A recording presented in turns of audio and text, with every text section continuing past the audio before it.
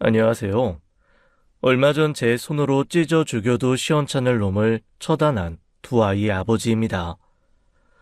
살다 보면 인간의 탈을 쓰고 어떻게 저런 짓을 하나 싶은 사람들도 있죠. 하지만 세상은 생각보다 살만해서 운이 좋으면 그런 사람을 한 번도 만나지 않고 50회를 살 수도 있습니다. 저 역시 아내를 음주운전 사고로 먼저 보내고도 세상을 원망 한 번 한 적 없이 58회를 보냈어요. 사람이 하는 일 뭐가 됐든 완벽한 곳 없고 악의보다는 선의를 가진 사람들이 많다고 믿고 살았기 때문입니다. 큰애 11살의 아내가 음주운전 차량에 저 세상에 갔는데 그 사람은 장례식장에 찾아와 3일 동안 아내의 영정사진 앞에서 무릎을 꿇고 있었어요. 밥도 물도 마시지 않은 채 울면서 저에게 죄송하다, 아이들에게 미안하다 말만 연신 해대면서요. 나에게서 아내를 빼앗아 가고 아이들에게선 엄마를 빼앗아 간 그 사람을 어떻게 쉽게 용서했겠습니까? 하지만 저는 그 사람을 보면서 적어도 진심이 담긴 사과란 그렇게 하는 것이라는 걸 알았어요. 그 사람에게 됐다고 그 한마디 한 후로는 세상에 용서할 수 없는 사람은 없는 것처럼 느껴졌었습니다. 실제로 그 후로도 주위로부터 상당히 관용적인 사람이 됐다, 여유가 있어졌다는 이야기도 들었고요. 하지만 전 처음으로 찢어 죽여버리고 싶은 사람을 58에 만나게 되었어요. 평생 감옥에서 썩어 죽어도 좋으니 그렇게라도 복수하고 싶다는 생각이 들었던 겁니다. 그 악연은 생각보다 오래전부터 시작되었는데 본격적으로 저희 집에 어두운 그림자를 들이운 건 몇 달 전이었어요. 대학생 때부터 만났던 연인과 장기 연애를 하고 있던 둘째인 딸이 느닷없이 결혼 이야기를 꺼낸 것이죠. 아빠, 있지? 나 프로포즈 받았다? 프로포즈? 아이, 경태가 결혼하지? 응, 완전 생각지도 못한 대반전. 나도 깜짝 놀랐잖아. 이거 봐, 반지 예쁘지? 내가 가지고 싶다고 흘려 말한 거 그대로 들고 사온 거 있지? 예쁘네. 근데 수지야, 결혼은 2년 후에나 할 것 같다고 하지 않았어? 너 이제 고작 28이야. 30에 드레스 입고 싶다는 계획은 어떻게 된 거야? 아, 그거? 생각해보니까 우리 이미 연애만 6년인데 충분히 결혼할 만하지 않나 싶기도 해서. 물론 경태가 아직 제대로 자리는 못 잡았지만 그래도 최근에 취직해서 이제 돈 벌 일만 남았잖아. 막상 프로포즈 받고 나니까 기분도 좋고 아무튼 나 하겠다고 했어. 그래, 일단 오빠랑 이야기 좀 해보자. 아, 왜? 아빠 표정이 왜 그래? 딸이 프로포즈 받았는데 안 기뻐? 기쁘지. 기쁜데 너무 갑작스러워서 그래. 작년에 네 오빠 장가 보내고 적어도 3년 텀은 있을 줄 알았는데. 뭐 어때? 내가 시집 간다고 영영 다른 나라 가서 사는 것도 아닌데. 나 맨날 맨날 올 거야. 내가 이 집 나간다고 아빠 안 찾아올까 봐 그래? 매일 올게요. 아빠한테는 나밖에 없는 거 다 아는데. 아내를 잃고 저는 두 아이를 필사적으로 키워냈습니다. 어디 가서 엄마 없는 애라는 소리 듣게 하고 싶지 않아서 형수한테 찾아가 여자아이 머리 묶는 법도 배우고 주부들이 보는 잡지를 보면서 집안 인테리어에 아이들 코디까지 신경 쓰지 않은 게 없었어요. 오죽했으면 저희 어머니께선 살아 계셨을 때 아들 집이 아니라 딸 집에 온 것 같다고 하실 정도였죠. 실제로 밖에서 엄마가 안 계신다는 소리를 하면 다들 놀랐답니다. 아들은 아들대로, 딸은 딸대로 허투루 키우지 않았다는 거예요. 나이가 차면 각자의 가정을 꾸려 독립해야 한다지만 아들과 달리 딸을 보내려니 못내 서운하더라고요. 그래서 2년의 유예 기간 동안 더 마음껏 아껴주고 사랑해줘야겠다고 생각했던 차였습니다. 부모 사랑이라는 게 줘도 부족하잖아요. 게다가 아들은 어찌어찌 돈만 보내서 장가를 보냈는데 딸은 그냥 보낼 수가 없더라고요. 이를 어쩌면 좋나 싶었던 차에 다행히 며느리와 사돈께서 마음을 써주셨습니다. 아버님, 아가씨 결혼 준비한다면서요? 걱정 마세요. 제가 아가씨한테 필요한 거 있으면 저희 엄마랑 해서 같이 준비해서 보낼게요. 아이고, 사돈께 미안해서 어쩌나. 미안하긴요. 아버님께서 저한테 너무 잘해주시니 저희 엄마가 이렇게라도 보답해드리고 싶다고 하시더라고요. 아가씨, 어머님 빈자리 때문에 아쉬운 결혼하지 않도록 저희가 신경 많이 쓸 테니까 걱정 마세요. 말이라도 그렇게 해주니 얼마나 든든하고 고마웠는지 모릅니다. 제가 며느리 하나는 정말 잘 얻어서 아들한테 평생에 잘한 일이 며느리랑 결혼한 일이라고 했었어요. 전부터 딸도 잘 챙기고 딸 남자친구도 친동생처럼 불러다 아들과 며느리가 잘 챙겼거든요. 말만 그런 게 아니라 신혼집 문제며 혼수, 가전, 예단 문제를 딸과 상의해 해결해 주었죠. 그런데 딸과 몇 번 만나 상의한 며느리가 찾아와 조심스레 이야기를 꺼내더라고요. 저기 아버님, 아가씨 결혼 문제로 드릴 말씀이 있는데요. 어이, 그래. 무슨 일인데 그래? 뭐 문제 생겼어? 아니, 그게 그쪽에서 집을 좀 해결해 주셨으면 하시는 것 같더라고요. 아무래도 경태 씨가 취직한 지 얼마 되지 않아서 대출도 잘 안 나오니 이쪽에서 집을 일단 해결해 주십사 하는 것 같아요. 그쪽 사돈댁이랑 연락해 본 거야? 아니요. 아가씨가 그래요. 제가 직접 연락해서 신혼집 문제 얘기해 보겠다고 하는데 한사코 거절하면서 자기 선에서 알아서 해결하고 싶다고 안 알려주더라고요. 경태가 아직 그럴 능력이 되지 않긴 하겠지. 사돈 쪽에서는 보태기 힘들어 그랬겠지? 아가씨가 그렇게 말할 정도면 아무래도 그런 것 같은데. 아버님, 저는 이 결혼 좀 미뤘으면 좋겠어요. 아가씨랑 얘기하면 할수록 너무 준비가 안 된 결혼이라는 생각이 들더라고요. 기껏 모은 돈은 아가씨 프로포즈 반지에 다 써버리고 최근엔 차도 바꿨다는 거예요. 그래? 뭐 차야 필요한 거고 반지는 수지가 가지고 싶다고 하니까 그랬겠지. 그럼 좀 이따가 해도 되는 거잖아요. 둘 다 29이면 한창인데 뭐가 그렇게 급하다고. 설마 임신은 아니에요. 저도 혹시나 싶어서 재차 확인했는데 절대 아니라고 하더라고요. 확실히 임산부 같진 않아요. 걱정 마세요. 그럼 다행인데 둘이 좋아서 같이 살고 싶다고 하니 어쩌냐. 정분단 거 옆에서 뜯어 말려도 안 되는 걸. 그러지 말고 집은 내가 알아서 해주겠다고 해라. 내가 명준이한테 할 만큼 수지한테도 해주겠다고 했으니 그 약속은 지켜야지. 아휴, 이게 맞는지 모르겠어요. 일단은 진행해봐. 또 문제 있으면 말해주고. 상견례 날짜는 잡혔지? 네, 다음 달 첫째 주 주말이요. 그럼 아버님, 일단은 진행해 볼게요. 아들 결혼과 달리 진행 과정이 매끄럽지 못했습니다. 며느리 말대로 준비가 되어 있지 않은 결혼이라 그랬죠. 아들이나 며느리는 사회생활을 좀 한 뒤 30대에 계획적으로 한 결혼이라 문제가 없었고요. 저라고 그렇게 준비 안 된 결혼을 강행하고 싶지는 않았어요.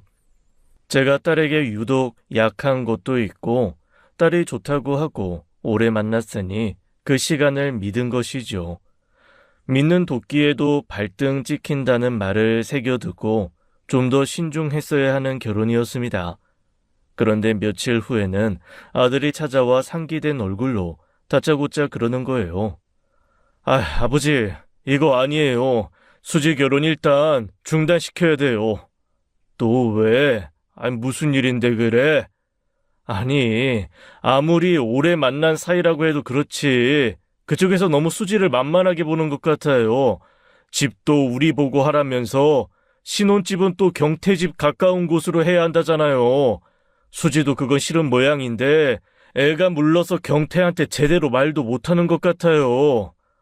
아휴, 내가 경태 한번 불러서 이야기 좀 해야겠다. 아니, 그냥 안 시키면 안 돼요? 이제 와서 하는 말이지만 저 경태 걔 별로 마음에 안 들어요. 요즘 애들 같지 않게 은근히 가부장적인 모습도 있는 것 같고 수지나 경태나 한쪽 부모 없이 자란 건 똑같은데 걔는 그 집 장남의 아들 대접받고 자라 그런지 은근히 수지한테도 대접받으려고 하는 모습도 보여요. 너 수지 설득할 수 있겠어? 수지 어려서 자기 하고 싶은 거 다 하고 살았잖아. 그 고집 꺾으려면 아주 여러 날 여러 사람 고달퍼야 해. 나 수지 믿는다. 수지가 6년을 만난 거면 적어도 그만한 가치가 있겠지. 아버지! 결혼을 탐탁치 않게 여기는 아들의 말을 귀뚱으로 들은 건 아니었습니다. 저도 아닌 건 아닌 것 같다는 생각에 예비사위를 불러다 제대로 이야기도 했었어요. 신혼집 문제로 수지랑 갈등이 좀 있다지? 죄송합니다, 아버님. 저희 어머니께서 좀 욕심을 부리셔서. 그런 문제는 자네가 중간에서 알아서 해야지. 집까지 해주기로 한 내 귀에까지 들어오면 쓰나? 안 그래? 예, 아버님. 면목 없습니다. 신혼집 문제는 제가 어머니께 제대로 말씀드려서 수지 원하는 곳으로 할 수 있도록 할게요. 그래. 그래주면 고맙지. 경태야, 나 정말 귀한 딸 보내는 거야. 너 우리 수지 6년 만나면서 나도 명준이도 수지 얼마나 애지중지 귀하게 아꼈는지 알지? 알죠. 아버님이랑 형님 몰래 수지 데리고 1박 여행 한번 갔다가 저 정말 그날 황천길 보는 줄 알았는데요. 잘 압니다, 아버님. 준비되지 않은 결혼에 이래저래 신경 쓰이는 게 많은 것도 알고요. 제가 더 잘했어야 했는데 저도 결혼 준비가 처음이다 보니 좀 서툴렀어요. 앞으로 이런 문제 아버님 귀에까지 들어가지 않도록 하겠습니다.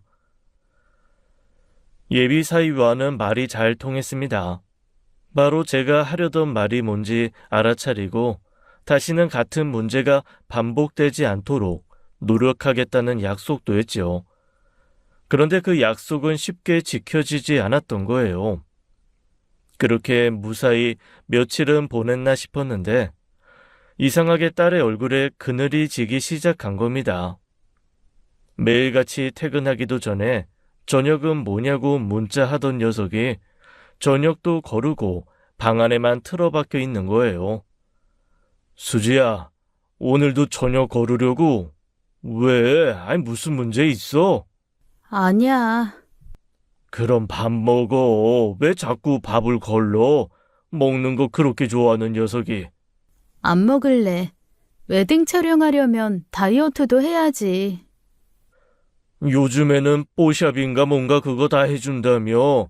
결혼식 날 한참 멀었는데 굳이 지금부터 그러게? 그러지 말고 와서 먹어. 아빠가 오늘 일부러 너 좋아하는 오리탕 사왔단 말이야. 아빠, 미안. 나 내일 아침에 먹을게. 지금 좀 피곤해.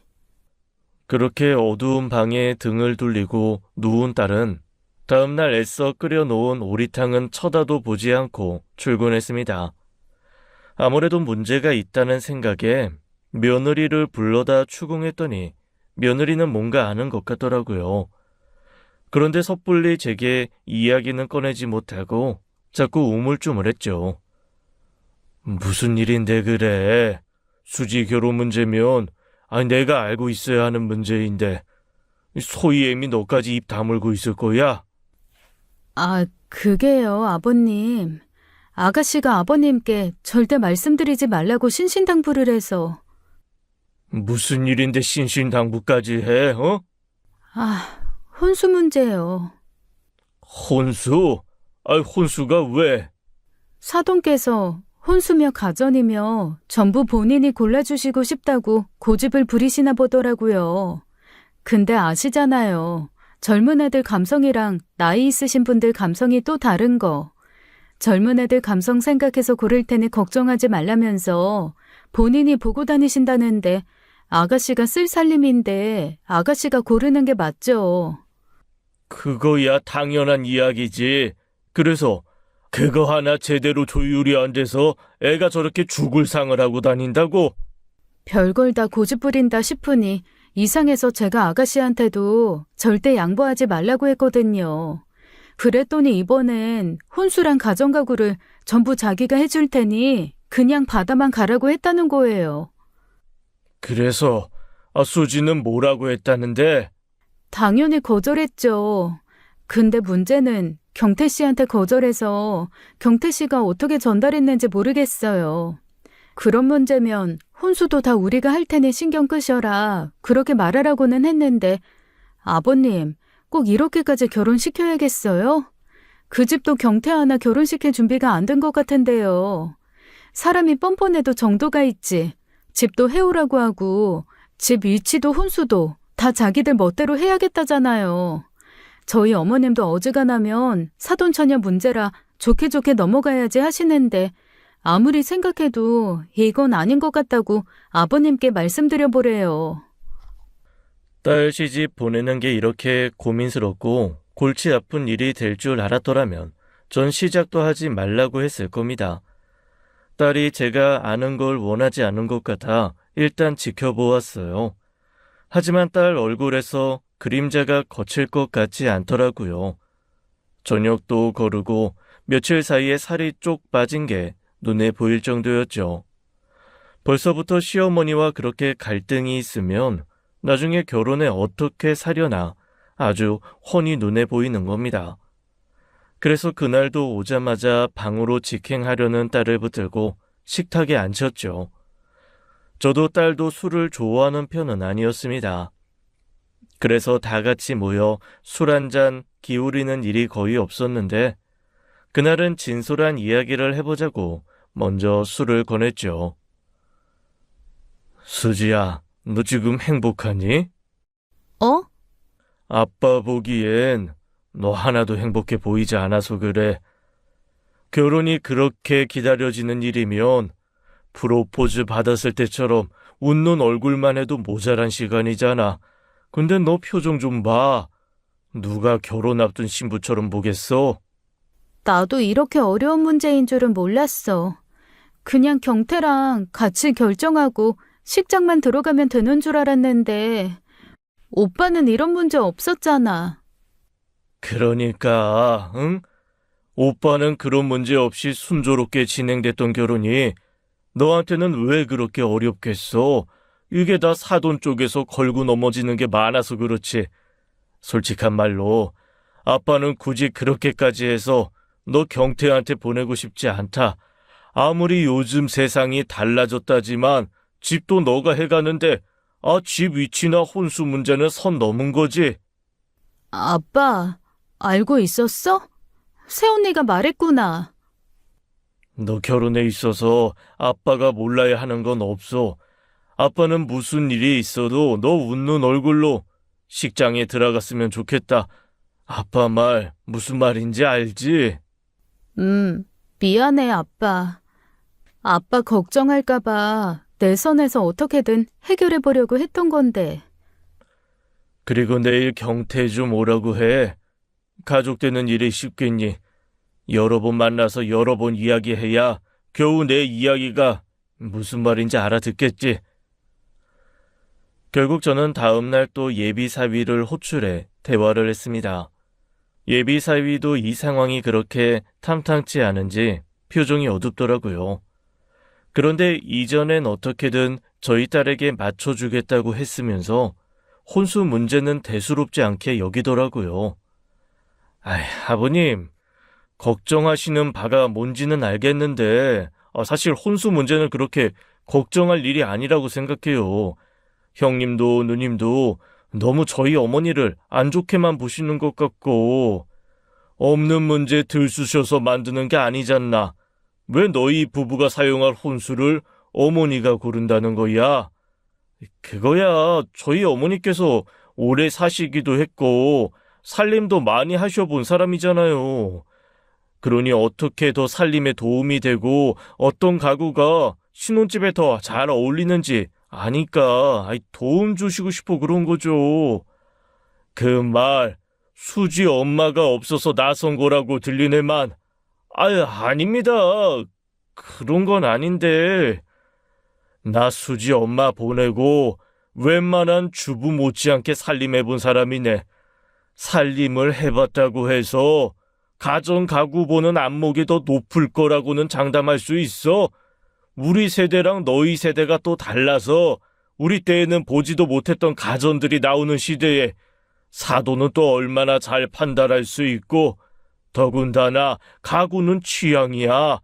쓸모보다는 쓰는 사람 취향을 더 담게 되어 있다고. 만약 쓰다가 문제가 생겨서 후회하더라도 그거 역시 수지 자네 몫이지. 처음부터 끝까지 경력자가 봐준다고 해서 두 사람이 후회 없이 쓴다는 보장이 있어? 그건 아니지만 좋게 넘어가세, 응? 지금 수지 오빠는 결혼 파토내라고 난리야. 내 마음도 크게 다르지 않고. 이런 식으로 가면 나중에 결혼해서 또 어떤 문제가 생기겠나? 이렇게 사소한 문제까지 해결이 안 되는데 어떻게 결혼해 살겠다는 거야? 결혼은 일단 부모로부터 정서적 독립부터 되어야 하는 거야, 예. 저는 그 정도 하면 알아들었을 거라고 생각했습니다. 물론 돌아서는 예비사위 표정이 좋지는 않았지만요. 그런데 며칠 후 문제가 터지고 말았어요. 최근에 예비사위를 만나고 온 딸의 표정이 심상찮다 싶을 만큼 무척 어두운 날이었죠. 또 싸웠구나 싶어 한숨이 절로 나오더군요. 그런데 그날 새벽 반복되는 인기척의 잠에서 깨어 나와보니 딸이 화장실 앞에서 주저앉아 끙끙 앓고 있는 거예요. 수지야, 너 왜 그래? 왜 그러는 거야? 아빠, 배, 가만히 있어보자. 119, 119가 몇 번이지? 얼마나 놀랐는지 모릅니다. 구급차 번호도 까먹을 정도로 경황이 없었어요. 오죽했으면 자는 아들한테 전화해 구급차 좀 불러달라고 했을 정도였어요. 그렇게 응급실에 실려간 딸은 위경련 진단을 받았습니다. 보나마나 스트레스로 인한 문제였죠. 겨우 링거를 맞고 누워있는 딸을 보니 화딱지가 나서 견딜 수가 없더라고요. 수지, 너 그냥 결혼 때려치워라. 결혼 2번 했다가 사람 잡겠다. 아유, 아가씨, 이참에 쉬어요. 결혼 그렇게 급한 것도 아닌데 왜 그래요? 아버님 말대로 일단 좀 중단하는 걸로 해요. 네? 절대 안 된다고, 예비사위와 헤어질 수 없다고 울고불고 할 줄 알았던 딸이 뜻밖에도 울면서 고개를 끄덕이더군요. 그 모습에 저도 자다가 뛰쳐나온 아들 부부도 놀라 바라보았죠. 그런데 딸이 결국 파혼 결심을 한 계기를 듣고 저희 모두 기가 막혀 할 말을 잃고 말았습니다. 아주 썩을 쌍놈의 집안이 따로 없었거든요. 나 결혼 안 해. 절대 안 해. 나 사기당했어, 아빠. 이거 완전히 사기 결혼이었어. 사기 결혼이라니 그게 무슨 말이야? 안수지, 너 똑바로 말 못해? 내 신혼집. 아빠가 해준 그 신혼집에 아가씨가 들어가서 산대. 혼전 임신을 했대요. 대학생인데. 둘 다 능력이 없어서 당장 결혼식 못하니까 일단 애 낳고 키우면서 취직할 때까지 제 신혼집에서 살게 해달래요. 저희는 그제야 사돈이 신혼집 위치와 혼수 문제를 고집한 이유를 알았습니다. 그러니까 그 집은 처음부터 저희한테서 집을 얻어내서 자기 딸한테 내어주려고 했던 거예요. 맹랑한 예비 사위 역시 그 계획을 모두 알고 있었고 이른 프로포즈를 한 이유도 그거였죠. 그럼 아가씨는요? 아가씨랑 경태 씨는 결혼해서 어디서 살고요? 합가하재요. 엄마가 없었으니까 하나부터 열까지 다 배워야 할 거 아니냐고. 그게 누이 좋고 매부 좋은 일 아니냐고. 경태방에 침대만 바꿔서 살라고. 이거 순 양아치 집안 아니야? 아가씨, 그 얘기 듣고 가만히 있었어요? 경태 뺨을 후려 쳐버렸어야죠. 그랬어야 하는데 너무 놀래서. 저도 너무 놀라고 황당해서 아무것도 못했어요. 그래서 너무 분해요. 아빠, 미안해. 정말 미안해. 세상에 그렇게 양심 하나도 없이도 사는 사람이 있더군요. 자기 딸 신혼집을 위해 아들 며느리 이용해 집을 마련해 주려고 하는 부모가 어디 있습니까? 염치가 없어도 너무 없잖아요. 결국 저는 그 길로 아들 부부와 함께 사돈집으로 쳐들어갔습니다. 그래도 나름 예의를 차려서 동이 틀 때까지 기다렸다가 시골이면 새벽 닭이 우는 딱 그 시점에 가서 문을 두드렸죠. 아버님, 형님, 누님까지 여긴 어떻게... 저는 예비 사위를 보자마자 뺨을 후려쳐 버렸습니다. 아들은 자기가 알아서 할 테니 참으라고 했지만 참을 수가 있어야죠. 비몽사몽 나왔던 예비 사위는 그제야 정신이 번쩍 든 듯 눈을 동그랗게 뜨더군요. 그리고 안쪽에서는 소란을 듣고 사돈의 모습을 드러냈고요. 아니, 사돈 아니세요? 여긴 어쩐 일로? 어쩐 일로? 지금 그런 말이 나옵니까? 이봐요. 내 딸한테 내가 해준 집은 이 집 딸한테 주고 내 딸 보고는 합가해서 살라고 했다면서요? 지금 그 문제 때문에 이 꼭두새벽까지 찾아와서 행패 부리시는 거예요? 어차피 가족이 되는 마당에 어려운 사정 돕자는 취지 모르시겠어요? 그리고 막말로 수지 엄마 없이 자라서 배워야 할 거 많지 않나요? 아무리 바깥사돈께서 신경 써서 한 살림이라지만 그런 거 하나하나 여자 손으로 배워야 하는 거잖아요. 적당히 우리 딸을 키우고 독립할 때까지 그 집 내어주고 살림 다 배워서 뒤에 들어가면 될 것을 그게 뭐가 문제입니까? 돈이 없으면 염치라도 있어야지. 없는 것들이 더한다더니. 뭐예요? 없는 것들? 사돈, 지금 말 다 했어요? 이래봤자 수지한테 좋을 거 하나 없을 텐데요. 지금 이 상황에 수지한테 파혼 말고 더 좋은 결말이 있을 것 같습니까? 내가 단순히 그쪽한테 항의나 하자고 이 꼭두새벽에 찾아온 줄 알아요? 파혼입니다. 이 땅 거지 같은 집구석 내 귀한 딸 절대 못 보낸다고요. 알아들어요? 아버님, 파혼이라뇨. 안 돼요. 안 됩니다. 자네도 다시는 내 눈앞에도 우리 수지 앞에도 나타나지 말게. 그러는 날에 그냥 자네 죽고 나 죽는 날이야. 알겠어? 그날 생각하면 그 집 이웃들에게 괜한 민폐였지만 어쩔 수 없었습니다. 당연히 식장이며 스튜디오 예약, 위약금은 전부 그쪽에서 물게 했죠. 물론 그렇게 쉽게 해결될 문제는 아니었어요. 그 후로 딸이 무척 힘들어했습니다. 아들이 딸 퇴근 시간에 맞춰 집으로 데려오길 여러 날이었죠. 아니나 다를까 파혼한 그 남자애가 딸을 찾아와 기다리고 있었거든요. 아들이 한 대 패주려는 걸 문제 삼을까봐 간신히 억눌러 참았다고 하더군요. 뭘 잘한 게 있다고 수지 앞에 나타나? 그러게 말이에요. 한 대 시원하게 쳐줬으면 좋았을 텐데. 그때 왜 아버지가 쳤어요? 제가 쳤어야 턱이라도 돌아갔을 텐데. 그때가 딱 합법적 폭력이 가능한 순간이었는데. 나도 온 힘을 다해 때린 거야, 이 자식아. 그래서 다시 못 오게 엄포 놓았어? 말은 그렇게 했죠. 아주 가관이에요.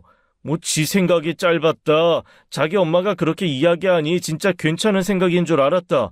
한 번만 더 기회를 달라 울고 불고 아주 남자 망신은 지가 다 시키더라니까요. 수지 너 그러지 말고 일 좀 쉬어. 휴직계 낼 수 있다며. 병원 가서 진단서 끊고 병가를 내든지, 어? 전 딸이 그놈과 마주쳐 다시 그놈의 꼬임에 넘어갈까 걱정돼 한 말이었어요. 그런데 딸은 의외로 순순히 당분간 일을 쉬겠다고 하더군요. 그때까지는 딸이 그 문제로 얼마나 힘들어했는지 알지 못했어요. 막연히 결혼 준비하다 파혼했으니 힘들긴 하겠지 했던 거죠. 처음부터 너무 딸의 의견에만 맞추는 게 아니었다는 뒤늦은 자책을 해도 소용없었습니다. 이미 문제는 터졌고 딸은 고통스러워하고 있었으니까요. 그 뒤로 딸은 몰라보게 말라갔어요. 밥도 제때 먹지 않고 방 안에만 틀어박혀 시간을 보냈죠. 며느리가 손녀를 데려왔지만 그렇게 좋아하던 조카도 눈에 들어오지 않는 모양이더라고요. 아가씨 나이에 파혼 한 번 한 거 아무것도 아니에요. 나는요, 솔직히 어머님이 도왔다고 생각해요. 그러지 않고서야 결혼 문턱에서 파혼이 쉽겠어요? 생각해봐요. 파혼한 사람들 중에서 괜히 파혼했다 하고 후회한 사람이 있는지. 다 할만하니까 한 거고 했어야 하니까 한 사람들이라 조상이 도왔다는 말을 하잖아요. 아가씨도 마찬가지였어요. 아가씨 결혼 도우면서 저는 몇 번이나 조상신 언제 오시나 했다니까요. 네, 저도 그렇게 생각해요. 그런데 왜 이렇게 기운이 없어요? 보는 사람 속상하게 정말. 죄송해요. 저 좀 피곤해서 먼저 들어갈게요. 딸은 며느리 사돈댁에서 애써 준비해 주신 전복 삼계탕은 한술도 뜨지 못하고 들어갔습니다. 파혼 후유증이라는 거 각오는 했지만 엄청 나더라고요. 저는 결국 어떻게든 딸을 그 방에서 끄집어 나와야겠다는 생각에 딸 친한 친구에게 연락을 했어요. 은경아 나이야, 수지 아파. 수지 소식은 들었지? 아버지! 안 그래도 지금 수지 연락이 잘 안 돼서 아버지한테 연락해야 하나 고민하고 있었어요. 아유, 아주 방에 틀어박혀서 나오지도 않고 보는 사람 피를 다 말리고 있어. 그러지 말고 너가 와서 수지 좀 만나봐라. 누구라도 만나서 시간 보내야 그 괴로운 시간이 빨리 가지 싶어. 수지 꼬셔서 어디 여행이라도 갔다 와라. 경비 내가 다 지원해줄게. 일본도 좋고 어디 멀리 동남아도 좋고, 응? 딸 친구까지 동원해 딸을 꺼내려고 한 노력은 다행히 어느 정도 효과는 있었습니다. 딸 친구가 올 때마다 방에선 이따금 웃음소리가 들리기도 하고 말소리가 들리기도 했거든요. 그렇게 한 달쯤 지났을 땐 딸 친구 은경이와 함께 밖에서 시간을 보내고 오겠다고 하기도 했죠. 비록 여행은 가지 못했지만 딸은 분명 차츰 나아지는 모습을 보였어요. 그렇게 2달이 지났을 때는 웃으면서 이야기도 하고 함께 저녁도 먹었죠. 아빠, 나 슬슬 복직 준비하려고. 괜찮겠어? 아빠 생각에는 좀 이른 것 같은데 이참에 푹 쉬어. 쉬는 것도 중요하다니까. 2달이면 충분하지. 그리고 나 휴직 90일 이상 안 돼. 생각해보니까 내가 왜 서경태 같은 놈 때문에 내 빛나는 청춘을 소모해야 하는지 이해가 안 되더라고. 지금이 내가 가장 반짝반짝 빛나는 시기 아니야. 그런데 그 시기를 서경태랑 파혼했다는 이유로 방 안에 틀어박혀 있는다? 그거 완전 인생 낭비거든. 이제부터 안수집 부활이야. 그거 참 듣던 중 반가운 소리네. 살다 보면 별의 일이 다 있잖아요. 결혼 날짜 잡고 파혼한 거요. 인생 크게 보면 그게 뭐 대단한 일이겠습니까? 행여 그게 발목 잡혀 세상 남자들이 내 딸 싫다고 하면 내가 평생 끼고 살면 그만이라고 생각했어요. 우스갯소리로 내가 천년만년 살지 뭐 하면서요. 그때까지만 해도 저희에게 들이닥친 불행은 끝났다고 생각했고 비구름이 걷히고 해가 뜨고 있다고 믿었죠. 딸의 첫사랑인 아이를 만난 건 그로부터 일주일 정도 지난 어느 날이었습니다. 고등학교 때 딸이 아이돌 좋아하듯 무척 좋아한 동갑내기 친구였어요. 어이, 잠깐만. 너 승재 아니냐? 한승재 맞지? 아버님. 안녕하셨어요. 어떻게 여기서 다 뵙네요. 저 부모님이랑 식사하고 막 헤어진 길이에요. 나도 친구 만나러 온 거야. 여기서 너를 다 만나네. 이게 얼마만이야? 졸업하니까 거의 8, 9년 만이지? 예. 건강하신 것 같아 다행이네요. 안 그래도 얼마 전에 수지 만났어요. 그래? 여기서 보니 참 반갑네. 내가 그때 승재 너 사위로 점 찍어놨었는데 기억해? 예. 그때 저 사위로 점 찍으신 분이 한두 분이 아니라서요. 아이고, 쉬고 능청스럽기는 여전하네. 그래, 뭐하고 지내? 저 명함 드릴게요. 저 이렇게 됐습니다. 아이고야, 변호사가 됐어? 왜? 하려거든 판사를 하지. 검사까지는 해볼까 했는데 이쪽이 더 적성이 맞더라고요. 혹시 도움 필요한 일 생기면 연락 주세요. 수임료 깎아드릴게요. 받으시게? 그래도 받기는 해야 하지 않을까요? 제가 좀 바쁘고 비싸서. 알았다. 수지통해서 연락 한번 할게. 언제 밥이나 먹자. 예, 아버님. 그때도 정교 회장을 도맡아 할 만큼 인기가 참 많은 녀석이었습니다. 어디 가서 나서는 거 싫어하던 딸이 학생회에 들어가 활동할 만큼 그 녀석을 무척 좋아했었어요. 하지만 누구나 학창시절 첫사랑은 있기 마련이잖아요. 제가 딸과 친구처럼 지내고 관심이 많은 아빠였어서 자연스레 학교를 데려다주고 오는 길에 그 아이와도 친분이 있었죠. 같은 아파트에서 살았었거든요.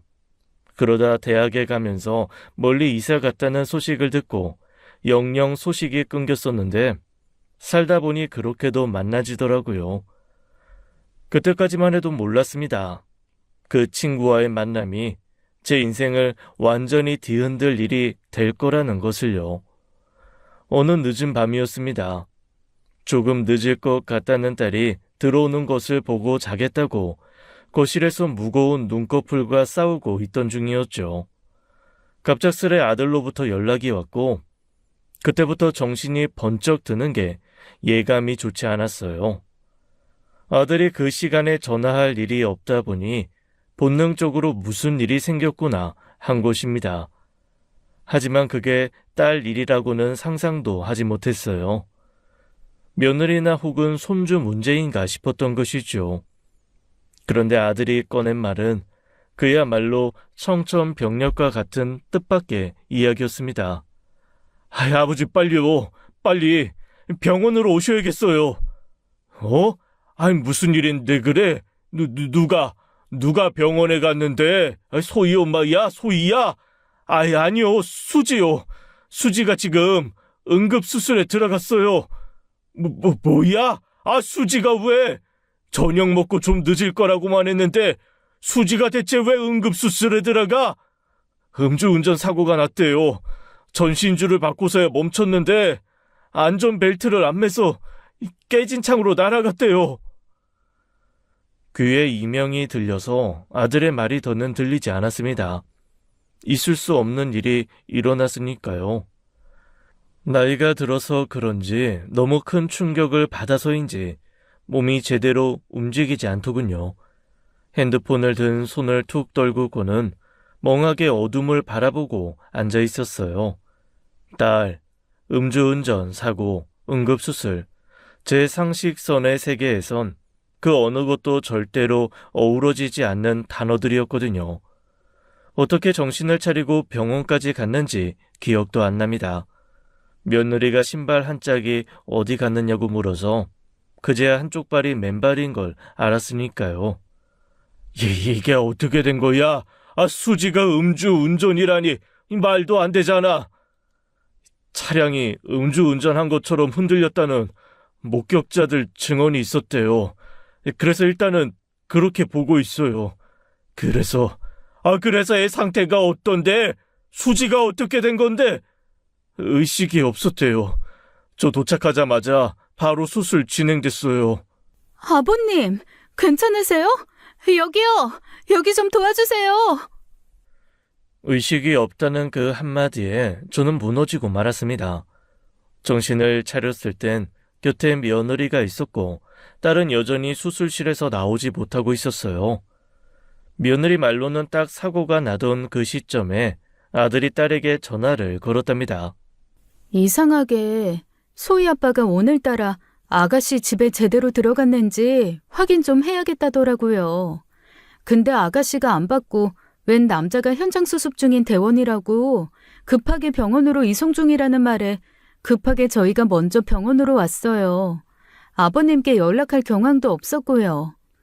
아버님, 아가씨 괜찮을 거예요. 믿어요. 아가씨 생각보다 강한 사람이에요. 아시잖아요. 절 생각해주는 며느리 마음이야 너무 고마웠지만 그때는 그 말이 잘 들리지 않더군요. 생각보다 심각한 상황임은 틀림없었으니까요. 딸은 무려 14시간의 수술 끝에 수술실에서 살아나올 수 있었습니다. 그건 천운이고 기적 같은 일이었어요. 차량은 폐차를 해야 하는 상황에서 안전벨트도 매지 않은 상황에 충격으로 깨진 앞 유리로 튀어나왔는데도 살았으뇨. 문제는 혼수 상태에 빠졌다는 것이었죠. 아내를 따라가지 않은 것만으로도 천만다행이었지만 의식 없이 누워있는 모습에 하늘이 무너지는 것만 같았어요.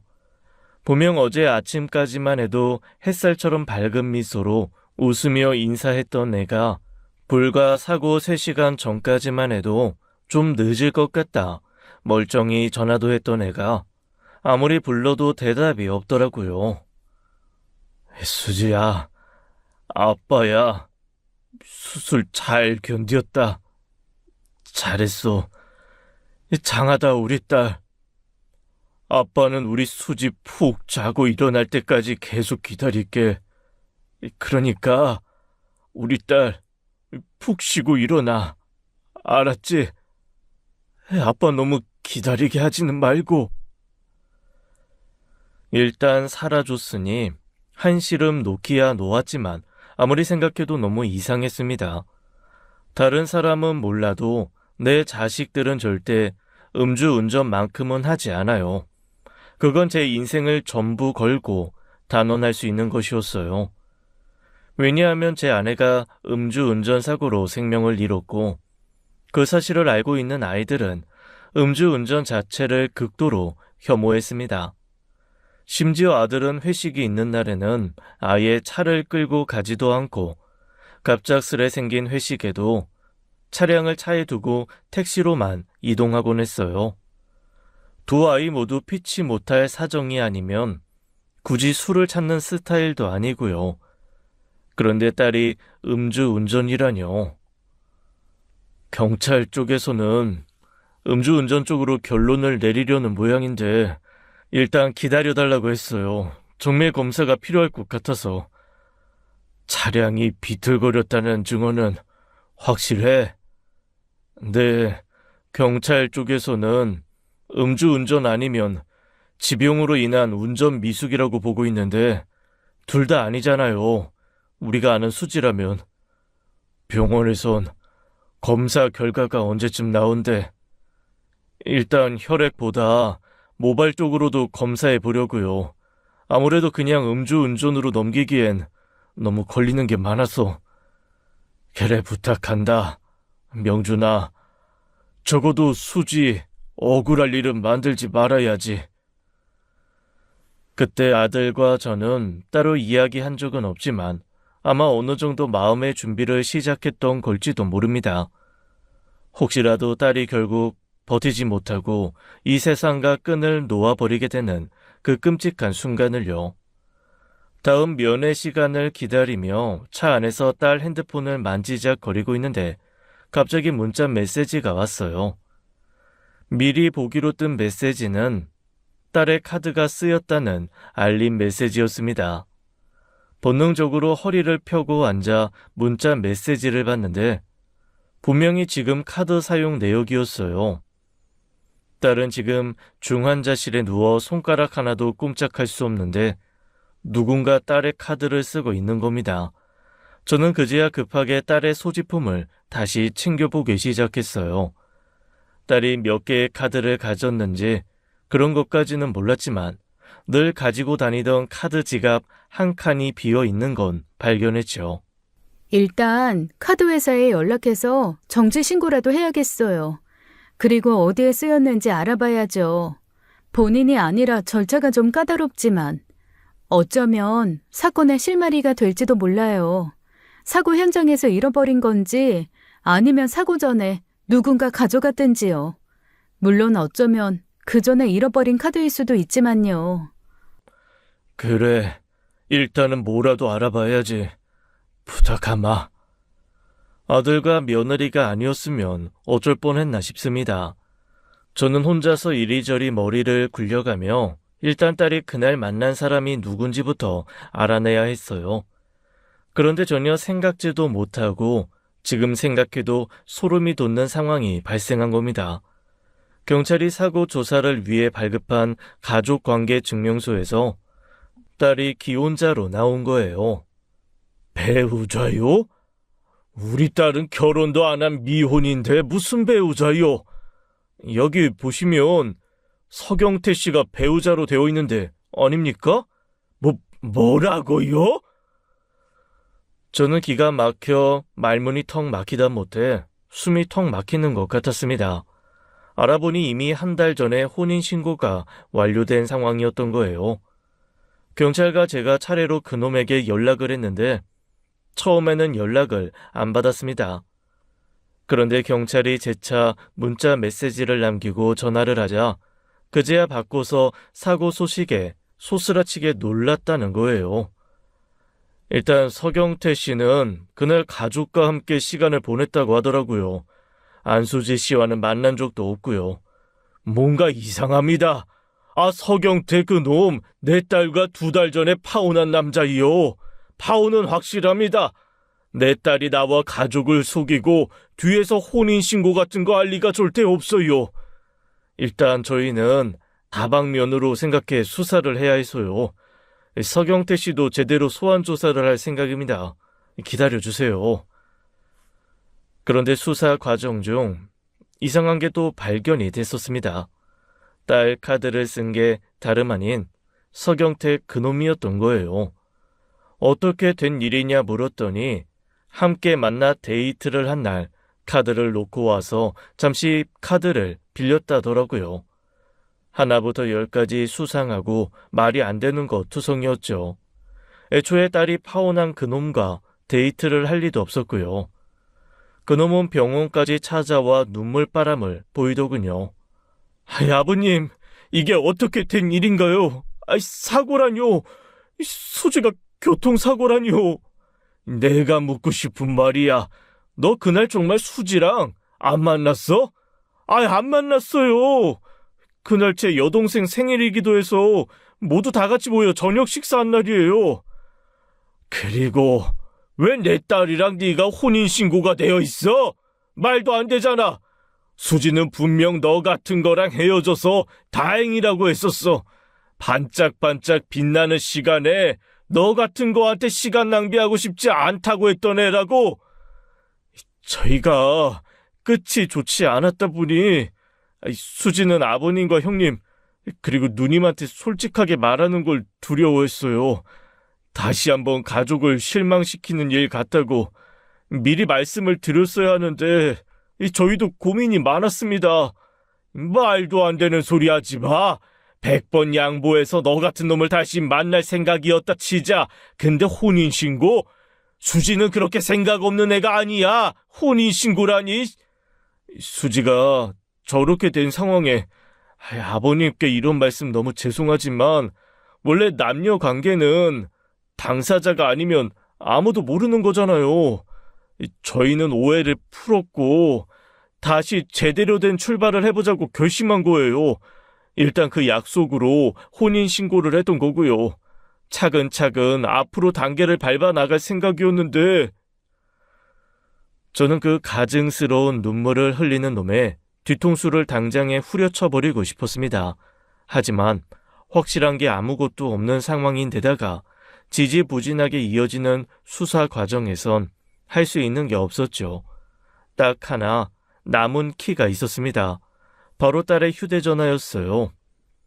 아무것도 밝혀진 것이 없는 상황에 딸의 휴대전화에는 뭐라도 있을 게 분명했는데 문제는 보안이었습니다. 당연한 이야기였지만 딸의 잠든 얼굴에 가져다 대도 열리지 않더라고요.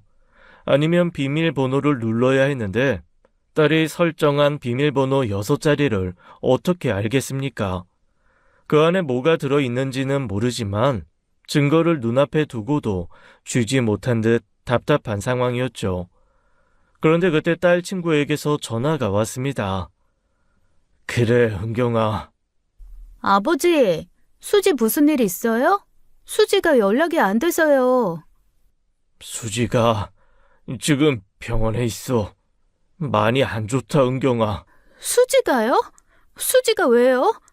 아, 그때 좀 어지럽다고 하더니 몸에 무슨 문제가 있었던 거예요? 뭐? 수지가 어지럽다고 했다고? 언제? 그게 언제야? 그제 밤이요. 집에 들어가는 길인데 이상하게 졸립고 어지럽다는 말을 했었어요. 그래서 저도 곧장 집으로 들어가라고 했고요. 그게 정말이야? 또 다른 말은 없었어? 은경아, 그날 수지가 만난다고 했던 사람 누군지 몰라? 그날이요? 그날이라면 알아요. 수지 그날 승재 만난다고 했어요. 한승재. 그런데 딸 친구의 입에서 나온 사람은 그 순간 생각지도 못한 사람이었습니다. 분명 전 예비사위 그놈의 이름이 나올 거라고 생각했는데 딸의 첫사랑이었던 변호사 그 아이의 이름인 거예요. 이게 대체 어떻게 된 일인가 싶어 멍하게 앉아있다 불현듯 그때 만나 받아둔 명함이 떠올랐어요.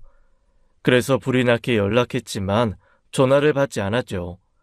수차례 걸었지만 마찬가지였어요. 적어도 10차례나 넘게 전화를 걸고 시간이 흐르면 다시 전화가 오기 마련이잖아요. 그런데 시간이 지나도 그 애한테서는 연락이 오지 않았습니다. 그러자 마음이 점점 초조해지고 불안해지더라고요. 설마 하는 마음이 커졌죠. 면회 시간이 되어 딸을 만나러 들어갔는데 여전히 인형처럼 누워만 있는 딸을 보니 억장이 무너졌습니다. 수지야, 제발 아빠한테 뭐라고 말 좀 해다오. 대체 너한테 무슨 일이 있었는지 아빠가 알아야지. 우리 딸, 아빠한테 모든 이야기했었잖아. 한바탕 눈물을 쏟고 나와 중환자실 근처 의자에 앉아 까무룩 잠이 들었습니다. 그런데 꿈에서 이상한 소리를 들었어요. 6개의 단음으로 된 소리였는데 전 그저 본능적으로 딸을 찾기에 바빴습니다. 지금 떠올리면 거기가 어디였는지 기억도 잘 나지 않아요. 그저 여기저기 수지 이름만 부르고 다녔는데 자꾸 6개의 단음이 반복해서 들렸죠. 그게 전부였습니다. 앉아서 잠깐 졸았던 것 치곤 굉장히 깊은 잠이었던 것 같다는 생각을 하며 눈을 떴어요. 머릿속에는 꿈에서 봤던 음이 규칙적으로 반복되어 남아있었죠. 딸 생각에 꾼 꿈이려니 하고 대수롭지 않게 생각하며 딸의 핸드폰을 연 순간이었습니다. 그때 그 6개의 단음에 대한 의문이 풀린 거예요. 전 바로 병원 공중전화를 찾아 나섰습니다. 그리고 번호를 누를 때마다 번호별로 소리가 다르다는 걸 확인했어요. 꿈에서 들었던 그 음을 찾아내는데도 성공했고요. 비밀번호는 050627이었습니다. 그건 아내의 기일이었고요. 손을 바들바들 떨며 번호를 눌렀을 때 딸의 휴대전화 잠금 장치가 열렸어요. 과연 딸의 휴대전화는 모든 문제의 실마리를 풀 수 있는 단서가 있었습니다. 먼저 그놈과 나눈 대화를 보건대 두 사람은 결코 혼인을 다시 약속한 사람이 아니었어요. 딸이 일방적으로 그 녀석을 피하자 그날 그 녀석은 딱 한 번만 만나달라 애골복골한 상황이었죠. 그때였습니다. 딸의 첫사랑이었던 그 변호사 동창에게서 연락이 온 거예요. 여보세요? 승재냐? 아버님 무슨 일이세요? 무슨 전화를 이렇게... 왜 이렇게 전화를 안 받아? 대체 왜? 죄송해요. 제가 방금 막 홍콩에서 오는 바람에 비행기라 전화 확인을 못했어요. 무슨 일이세요? 그제 우리 수지 만났니? 수지 만났어? 네? 네, 잠깐 만났어요. 저 출국하기 전에. 무슨 이야기 했니? 수지가 뭐 별말이 없었어? 왜 만난 거야? 아버님 무슨 일이세요? 진정 좀 하세요. 수지한테 무슨 일 있어요? 저는 정신없는 와중에 그 애한테도 딸의 소식을 전했습니다. 그 애는 고맙게도 바로 병원으로 달려와 주었어요. 그러면서 그날 왜 딸을 만났는지 차분한 목소리로 이야기해 주었죠. 그날 수지를 만난 건 일종의 사건 수임 때문이었어요. 그게 무슨 말이냐? 파혼했던 남자친구로부터 끈질긴 연락이 온다고 법적으로 어떻게 대처하면 좋을지 상담을 했던 거예요.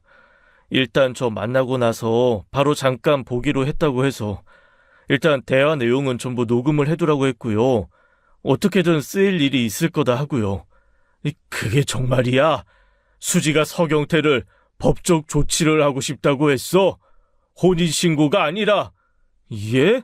아니요, 말도 안 돼요. 수지는 그쪽으로는 완전히 정 떨어진 것 같았는데요.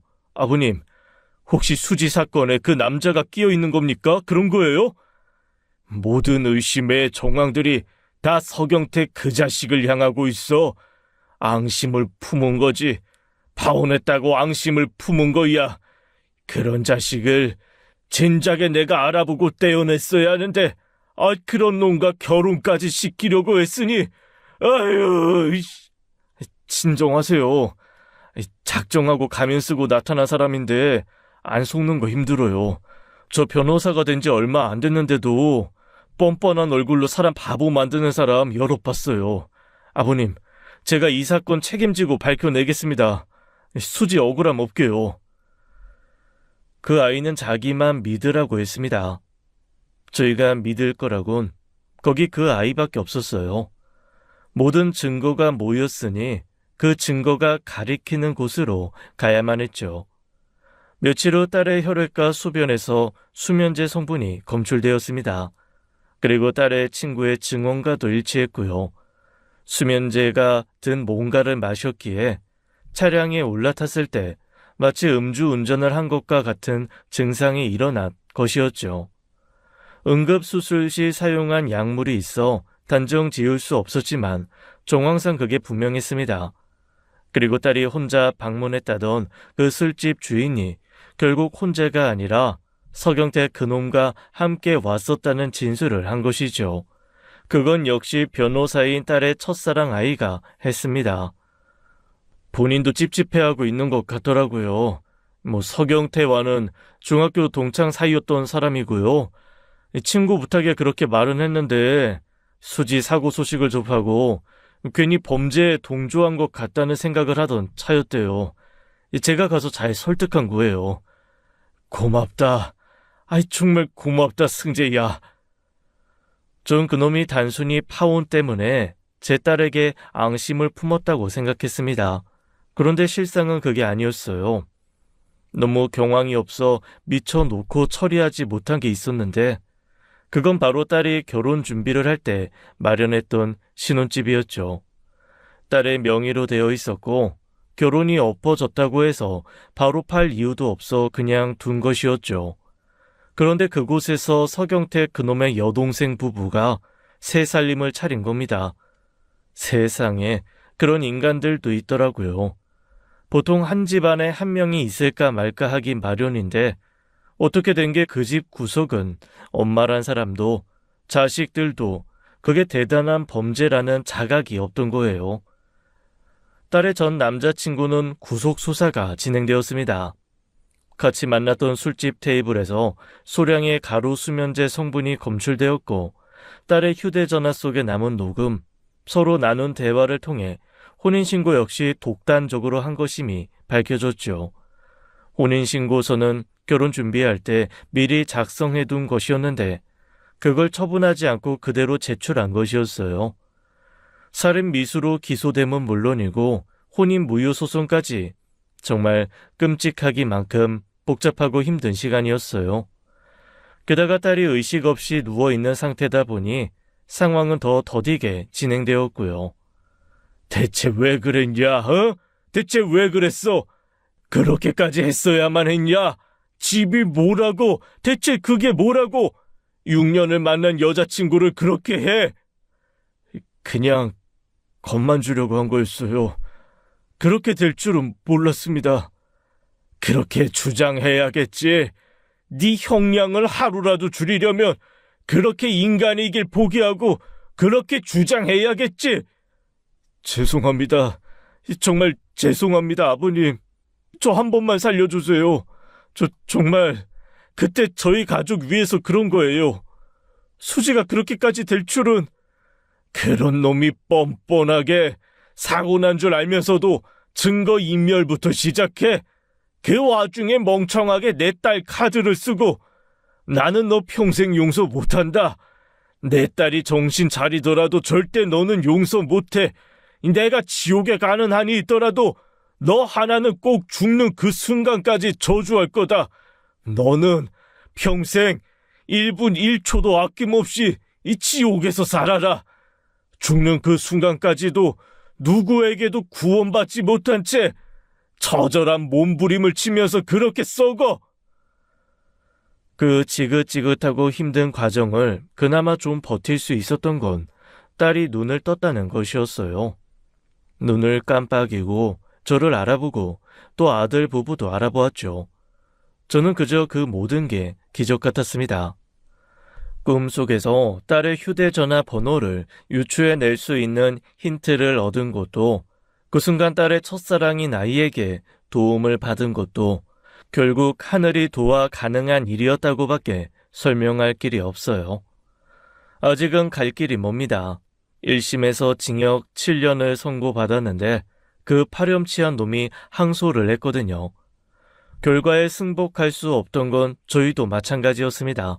고작 7년이라뇨.